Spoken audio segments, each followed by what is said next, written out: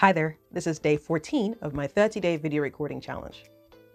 So the first thing I wanted to tell you guys is I haven't necessarily kept to this 30-day challenge. I've missed a few days. You know, it happens, life happens. But the important thing is that I get up and keep going. And so that's what I'm going to continue doing in this video. Okay, now that we have that out of the way, I wanted to share with you something I learned recently. I've been listening to short summaries of books on the Blinkist app. If you haven't heard of it before, you can check the description below. I'll include links to the Apple App Store and the Google Play Store. Basically, this company have taken different wonderful books and then compressed them into short summaries of maybe 12 to 15 minutes, which means you could get the key ideas from a big book in just those few minutes.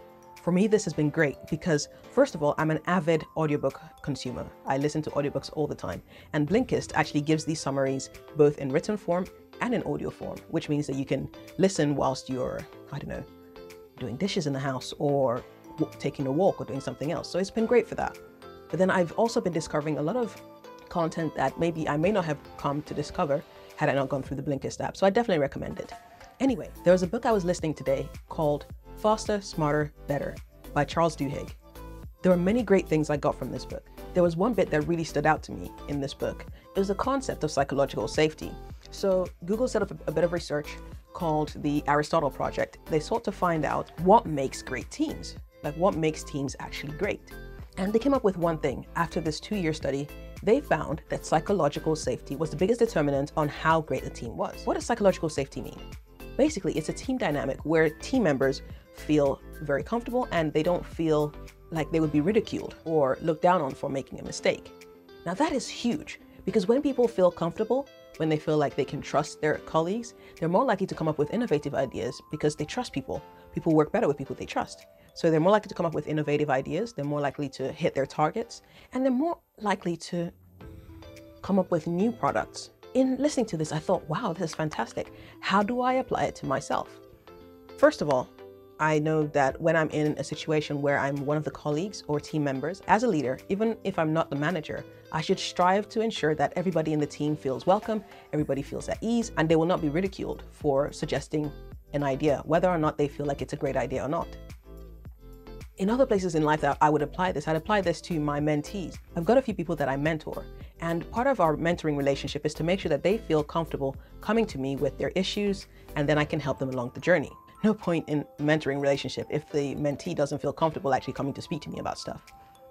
So what I do basically is, anytime I have to give constructive feedback, I make sure I use the sandwich principle. What is the sandwich principle?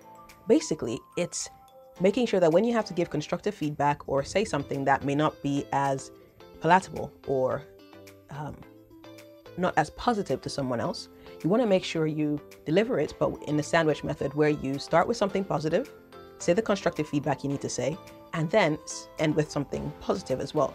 Let's say I have a mentee who doesn't follow through his or her actions. What I could do is say, okay, let's call this mentee James.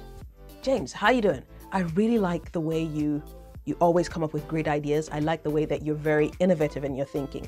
One thing I'd like to say is that maybe you should try and focus on, once you generate those ideas, try and focus on one particular thing you would like to do well, and just make sure you finish on it. But like I said, I absolutely love the ideas you bring forward. I think you should continue generating ideas. You're literally you're literally the idea generator. It's fantastic. Just make sure you try your best to follow through on something. Even if it's just one thing, make sure you follow through on it.